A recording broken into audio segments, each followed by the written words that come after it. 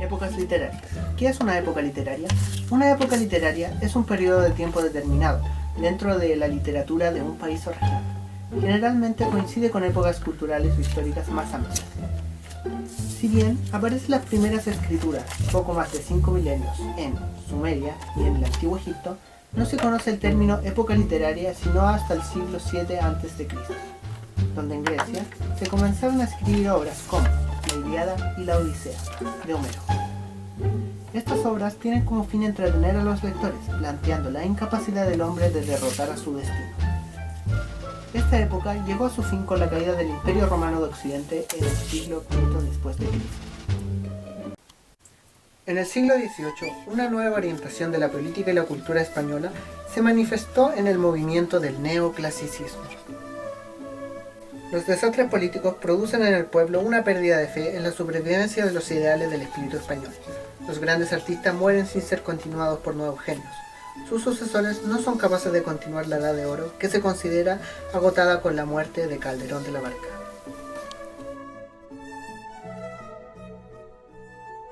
Por otro lado, España entra en contacto con otras tendencias intelectuales de Europa, como por ejemplo la tendencia racionalista y la tendencia neoclásica. A partir del Renacimiento se produce un divorcio entre la mentalidad medieval y la concepción moderna.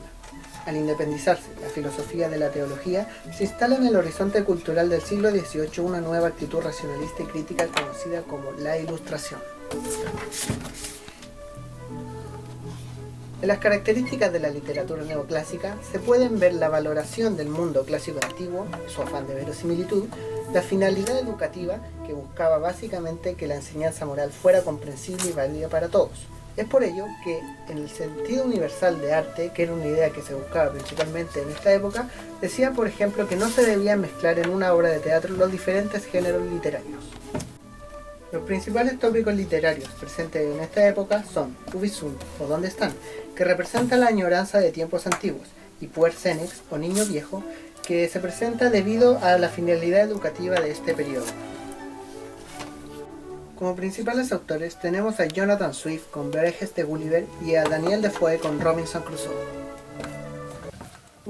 Al transcurrir los años surge en Alemania y Reino Unido el movimiento literario llamado Romanticismo. Este se produce a fines del siglo XVIII y busca reivindicar el poder de los sentimientos. Es por esto que la imaginación y la fantasía cobran un papel muy importante en esta nueva mentalidad.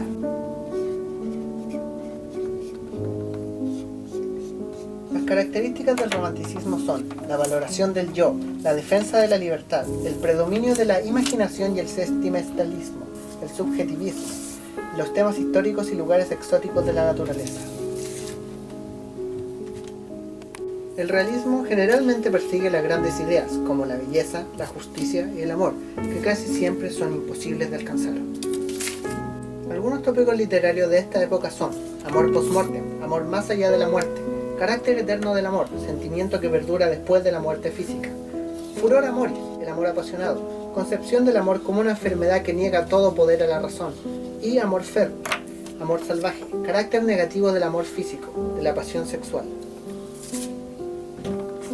Los autores más importantes fueron José de Zorrilla con Don Juan Tenorio, Mary Shelley con Frankenstein y el más destacado, Gustavo Adolfo Becker con El rayo de luna. Esta obra habla sobre el amor, el ensueño, una fantasía irreconciliable con la realidad y con el tema de la mujer intangible. En el siglo XIX, tras la Revolución Industrial, surge en Francia un movimiento literario llamado realismo. Este busca reflejar la realidad social de la manera más fiel posible. El tema principal es la sociedad burguesa, con sus defectos, el engaño, la corrupción, la explotación y el adulterio. Los autores destacados de este tiempo están Honoré de Balzac, con la comedia humana, Benito Pérez Galdós, con Marianela, y Gustave Flaubert, con Madame Bovary. Esta aparenta ser una convencional historia de adulterio, pero logra convertirse en un análisis de la sociedad con un enfoque en la monotonía de la vida burguesa. En la Rusia soviética y en general en los países socialistas, este movimiento recibió el nombre de realismo socialista. Esta tendencia artística fue impuesta oficialmente durante gran parte de la historia de la Unión Soviética, pero particularmente durante el gobierno de Joseph Stalin.